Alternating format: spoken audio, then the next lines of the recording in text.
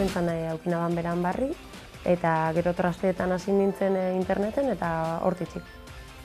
Batez be, Durangoko jentea gazokiko nabalako kontaktu oso zuzena, eta oso erraza iruditu jaten erabiltziet.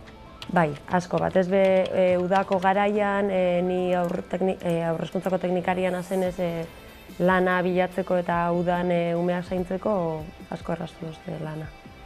Oso erraza.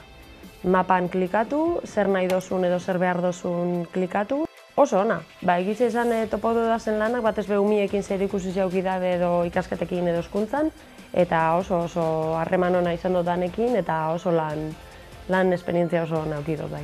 Euskaraz lan egiteko baldintzak ahalbidetzen dut zela, eta hori, kontaktu oso erreza ahalbidetzen dauela be bai pertsonen artean.